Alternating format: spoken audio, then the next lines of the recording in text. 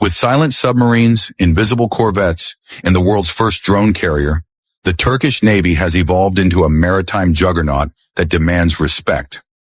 But with so much firepower on the water, which ones are the real heavyweight champions of the fleet? In this video, we'll find out as we explore the top 10 most powerful warships in the Turkish Naval Forces. Hi guys, and welcome back to the channel. All right guys, we're going to be seeing a video today. I'm taking you guys all the way to Turkey. All right, and this is top 10 most powerful warships in the Turkish Navy. All right, this is going to be my first time checking this out. All right, we're about to see the 10 most powerful warship in Turkey. So without further ado, please subscribe, and if you find this video interesting, do what to like, share, subscribe, and also share your thoughts in the comment section. All right, so guys, let's get right into this. With silent submarines, invisible corvettes, and the world's first drone carrier, the Turkish Navy has evolved into a maritime juggernaut that demands respect. But with so much firepower on the water, which ones are the real heavyweight champions of the fleet? In this video, we'll find out as we explore the top 10 most powerful warships in the Turkish Naval Forces. Number 10. Let's kick things off with a vessel that proves size is definitely not everything. Especially when you're packing enough heat to sink a ship 3 times your size. I am talking about the Kılıç-class fast attack craft. Now imagine you are a massive, sluggish destroyer sitting in the open ocean. Suddenly, out of the coastal mist, a small aggressive blip appears on your radar. Before you can even finish your coffee, the Kılıç-class is already on top of you. These ships are the sprinters of the Turkish Navy, designed for hit-and-run tactics that would make a guerrilla fighter jealous. We are looking at a length of roughly 62 meters, which might sound small compared to the giants we will discuss later, but this compact frame allows it to reach speeds of nearly 75 kilometers per hour. That is incredibly fast for something carrying heavy explosives. Really fast. The Turkish Navy uses these bad boys to patrol the complex coastlines and islands of the Aegean Sea, where maneuverability is king. But do not let the speed fool you into thinking they are lightly armed.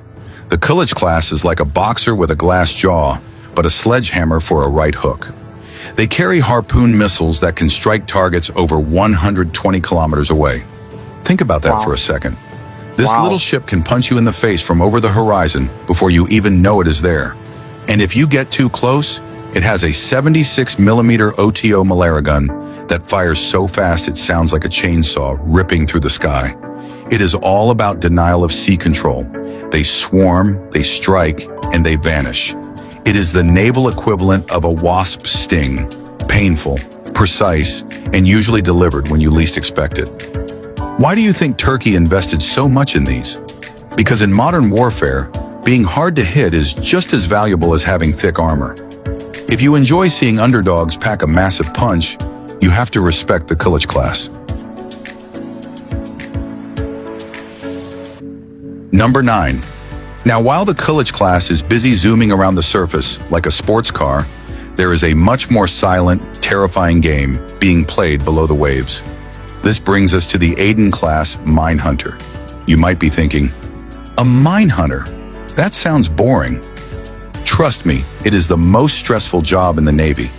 Imagine walking through a dark room full of mousetraps, but the mousetraps are filled with hundreds of kilograms of high explosives, and you are walking on them with a ship. The Aydın-class is based on the German Frankenthal design, and its superpower isn't speed or missiles. It is stealth of a different kind. These ships are built with non-magnetic steel. Why? Because naval mines are like magnetic magnets waiting for a metal hull to pass by so they can go boom. The Aydın-class is designed to be invisible to these magnetic triggers. It is basically the ninja of the fleet, tiptoeing through the deadliest waters on Earth to clear a path for the big guns. These ships are equipped with high-definition sonar systems that can spot a suspicious object on the seafloor from hundreds of meters away. Once they find a mine, they do not just shoot it. That would be too easy. They deploy remotely operated vehicles, little underwater robots, to go down there and inspect it or place an explosive charge to detonate it safely. Wow, that's quite interesting. It is a game of high. They're going to put little robots under the water to go and check if it's a threat, then come back and give them information before the strike. That's quite interesting. Stake surgery. If the crew of an Aden-class ship makes a mistake, they don't get a second chance. They operate in the shadows, ensuring that the heavy frigates and landing ships we are about to talk about do not get blown out of the water before the battle even starts. It is a thankless job, but absolutely critical. Without the Aden class, the rest of the mighty Turkish Navy would be paralyzed, stuck in port, afraid to move. It really makes you appreciate the unsung heroes, doesn't it? If you think these brave crews deserve more recognition, make sure you are subscribed to the channel. We bring you deep dives into military machinery every single day, so do not miss out on tomorrow's video. Number 8. Let's move up the weight class a little bit. We are transitioning from the defensive mine hunters to a versatile workhorse that has been serving faithfully for years, the Burak-class corvette. Now, if you are a naval history buff, you might recognize the silhouette. These ships were originally French Destien d'Orvez class Avisos. The Turkish Navy acquired them to bolster their coastal defense and anti-submarine warfare capabilities. They might be older, but like a classic car with a new engine, they still have plenty of fight left in them. The Burak class bridges the gap between the small, fast attack craft and the larger frigates. They are roughly 80 meters long and displace about 1,300 tons. They are not the youngest ships in the fleet, but they are scrappy. Their main job? Hunting submarines and engaging surface targets in coastal waters. They are equipped with a 100mm main gun, which is a serious piece of artillery for a ship this size. It can rain shells on enemy ships or shore positions with frightening accuracy. But what makes the Burak class interesting is its anti-submarine mortar system. Yes, mortars. While modern ships use fancy guided torpedoes, the Burak class can still lob explosives directly into the water to crush enemy subs with sheer pressure. It is old school, brutal, and effective. In a world of high-tech warfare, sometimes you just need a reliable brawler to patrol your borders. And that is exactly what the Burak class does. They have been modernized over the years to keep up with current threats, proving that you do not always need the newest toy to get the job done. You just need a good crew and a solid hull. Have you ever owned something old that just kept working no matter what? That is the energy the Burak class brings to the Turkish Navy. It is the reliability factor that keeps the seas safe, while the newer ships get all the glory. Number 7. Speaking of glory and new toys, we have arrived at the pride and joy of the modern Turkish naval industry, the Ada-class corvette. This is not just a ship, it is a statement. For decades, countries like Turkey had to buy their warships from other nations. The Ada-class changed everything. It is the first fruit of the Milgem project, which stands for National Ship. This vessel is designed, engineered, and built in Turkey. And oh boy, did they do a good job. Wow, this is engineered and built in Turkey. Turkey is actually going really far, faster than what we've expected, okay? They built all of this in Turkey. This is really wonderful. A few years ago, they've been buying all of this from other countries, empowering other countries, spending their money outside. Right now, they are building this in their country. And in a few years to come, they will actually be supplying this out to other countries, like selling them out and also having more money from it, all right? This is quite interesting. Wow. Just look at the lines on the ship. It looks futuristic because it is designed with stealth technology. The angled hull reduces its radar cross-section, meaning on an enemy radar screen, this 99-meter-long warship looks more like a small fishing boat. It is the ghost of the seas. But do not let the stealth fool you. The Ada class is armed to the teeth. We are talking about 8 Harpoon missiles ready to launch at surface targets, a ram system for shooting down incoming missiles, and specialized torpedoes for hunting submarines. It is a multi-role beast. It is fast, reaching speeds of over 54 kilometers per hour, and highly automated, meaning it needs a smaller crew to operate than older ships. The combat management system, called Genesis, acts as the brain of the ship, fusing data from radars and sensors to give the commander a complete 360-degree view of the battlefield. The Ada class has been so successful that other countries are lining up to buy them. It is proof that Turkey has graduated from buying weapons to creating world-class naval technology. Exactly my point. Like, Turkey has actually upgraded, they've actually graduated from buying some of these warships from other countries. And it's just really amazing to see that their hard work is beginning to show. All right, people are beginning to see that these people, okay, are really ready. These people are building these things by themselves, and they are willing to like sell it out to other countries as well. This is a good business for Turkey as well in return. Okay, so it's really impressive to hear this part of Turkey. All right, from buying weapons to creating world-class naval technology. Imagine driving a car you built yourself that is faster and cooler than a Ferrari. And also reliable. That is how the Turkish Navy feels about the İstif-class. If you are loving this breakdown of indigenous tech, hit that subscribe button. We upload fresh military analysis every single day, and you do not want to be the last one to know about these developments. Number 6. Now that we have covered the stealthy corvettes, we need to talk about the heavy hitters that form the backbone of the fleet. Enter the Barbaros-class frigate. If the İstif-class is the agile fencer, the Barbaros is the knight in shining armor wielding a massive broadsword. These ships are based on the German Miko 200 design, which is famous for being modular. Miko stands for multi-purpose combination. Think of it like Lego for warships. You can swap out weapon systems and electronics much easier than on traditional ships. This modularity has allowed the Barbaros class to stay relevant and deadly despite being in service for a while. These frigates are significantly larger, around 118 meters long, and they pack a serious punch. They are equipped with vertical launch systems, or VLS. This is a game changer. Instead of having a launcher that needs to turn and aim, missiles are stored vertically in the deck and launched straight up, turning towards their target in the air. This allows the Barbaros class to fire Sea Sparrow missiles rapidly to defend against enemy aircraft and missiles. They also carry a massive 127 millimeter main gun, capable of shore bombardment and sinking surface ships. But it is not just about weapons, it is about command and control. The Barbaros class often serves as a flagship for task groups, coordinating the movements of smaller ships like the Kılıç and Ada classes. They are currently undergoing massive modernization to replace foreign sensors with Turkish-made technology, ensuring they remain the teeth of the Turkish Navy for decades to come. When you see a Barbaros-class frigate on the horizon, you know the situation has escalated from a skirmish to a full-blown naval battle. Number 5.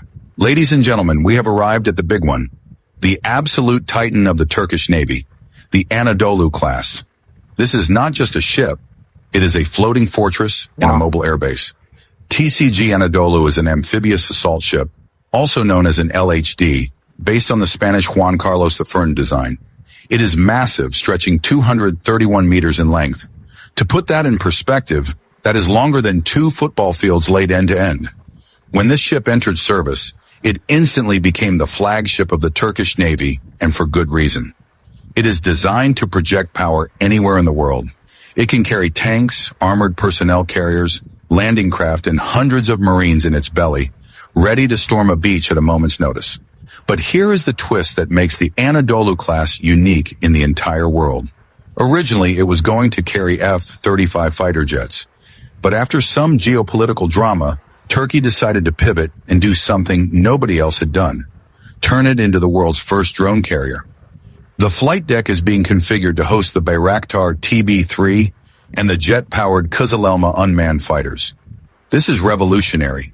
Instead of risking human pilots, the Anadolu can launch swarms of armed drones to strike targets deep inland or at sea. It effectively changes the doctrine of naval warfare. Imagine a hive of deadly high-tech bees launching from a moving fortress in the Mediterranean. It forces every other navy to rethink their defense strategies. The Anadolu class is a symbol of ambition. It says, we are not just patrolling our coast anymore. We are a blue water navy capable of global operations. It is a massive leap forward. Number 4. From the newest giant, we step back to the seasoned veteran that just won't quit, the Gabia-class frigate. You might look at these and think, wait, that looks like an American ship. And you would be right. These are the Oliver Hazard Perry-class frigates, famously used by the U.S. Navy for decades. Turkey acquired them, and instead of just using them as they were, they turned them into something much more potent. This is the ultimate pimp my ride story of naval warfare. The hull might be American, but the brain and the teeth have been heavily Turkishized. The secret sauce here is the Genesis Combat Management System, which we mentioned earlier with the İstif-class. Turkey retrofitted these older Gabia-class ships with this state-of-the-art digital brain, allowing them to track and engage targets much faster than the original design ever could. They also added an 8-cell vertical launch system for evolved Sea Sparrow missiles. This upgrade gave the Gabia-class a serious anti-air capability that the original Perry-class lacked. These ships are the definition of resilience. They are tough, proven in rough seas, and now, thanks to smart engineering, they are deadly smart. They are often used for long-range air defense, protecting the fleet from enemy jets and cruise missiles. It goes to show that you do not always need to build a new hull from scratch if you have the technology to upgrade the systems inside. The Gabia-class is the reliable shield of the fleet, proving that old dogs can indeed learn very deadly new tricks. Number 3. We have seen the past and we have seen the present, but now let's look at the immediate future. The İstif-class frigate. If the Ada-class was the first step in national shipbuilding, the İstif-class is the sprint. Also known as the I-class, these ships are an evolutionary leap over the Ada-class. The engineers basically said, the Ada is great, but we need more. More missiles, more range, more power. So they stretched the hull to about 113 meters and packed it with even more indigenous technology. The İstif-class is designed to replace the aging Yavuz and eventually some Barbaros-class frigates, and it does so with style. The standout feature here is the sheer amount of firepower.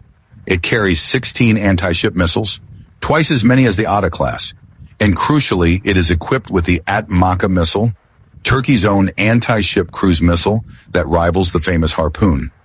It also features the midless vertical launch system, another Turkish innovation, firing indigenous air defense missiles. The İstif-class represents total independence. It relies less on foreign suppliers and more on domestic capability. This means if a war breaks out, Turkey can build, repair, and rearm these ships without asking anyone for permission. It is a strategic asset as much as a tactical one. The design also emphasizes endurance, allowing the ship to stay at sea for longer periods without refueling.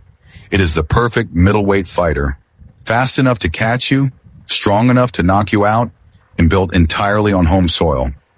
This is where the future of the Turkish Navy is heading, and it looks incredibly formidable. Number 2. All right, enough about the surface. Let's take a deep breath and dive back underwater with the Gür-class submarine. Submarines are the silent killers of the sea, and the Gür-class is one of the most dangerous predators in the Mediterranean. These are Type 2 09/1 400 submarines, a German design that has been optimized for Turkish requirements. In the world of diesel-electric submarines, these are top tier. Unlike nuclear submarines that are loud and massive, the Gür-class is smaller, quieter, and perfect for the relatively shallow and complex waters of the Aegean and Mediterranean seas. Measuring about 62 meters long, the Gür-class displaces around 1,600 tons when submerged. But do not let the size fool you. It is armed with 14 heavyweight torpedoes that can break a destroyer's keel in half. It is also capable of firing Harpoon anti-ship missiles from underwater. Imagine you are a captain on a surface ship. The sea is calm, your radar is clear, and suddenly a missile erupts from the water a few kilometers away. That is the nightmare scenario the Gür-class creates. These submarines are known for their quietness. When running on batteries, they are virtually silent, making them almost impossible to detect until it is too late. They serve as a deterrent. Just knowing that a Gür-class sub might be in the area forces enemy fleets to move slowly and waste resources looking for shadows. It is psychological warfare as much as physical warfare. If you enjoy the tension of submarine warfare, make sure you are subscribed. We cover everything from the skies to the ocean depths every single day. Number 1. Finally, we arrive at the cutting edge of underwater technology, the Reis-class submarine. If the Gür-class is a silent hunter, the Reis-class is a black hole. These are Type 214 submarines featuring air-independent propulsion, or AIP. This is the holy grail for non-nuclear submarines. Conventional diesel subs have to come to the surface or use a snorkel every few days to run their diesel engines and recharge their batteries. This is when they are most vulnerable to radar and aircraft. The Reis-class, however, uses hydrogen fuel cells to generate electricity silently while submerged. This technology allows the Reis-class to stay underwater for weeks at a time without ever breaking the surface. It combines the stealth of a conventional sub with the endurance closer to a nuclear one. This makes them the ultimate ambush predators. They can leave port, dive, sit on the ocean floor off an enemy coastline for 2 weeks waiting for a target, and then strike without anyone ever knowing they were there. They are armed with modern heavyweight torpedoes and likely future indigenous cruise missiles. The hull is made of non-magnetic steel, similar to the mine hunters we discussed, making them harder to detect by magnetic anomaly detectors. The Reis-class drastically shifts the balance of power in the region. It turns the Mediterranean into a no-go zone for hostile forces. It is the pinnacle of the Turkish Navy's underwater capabilities and then a fitting end to our list of powerful warships. What an incredible machine to finish on. And there you have it, folks. These were the 10 best warships in the Turkish Navy. Which of these machines really impressed you? Let us know in the comment below.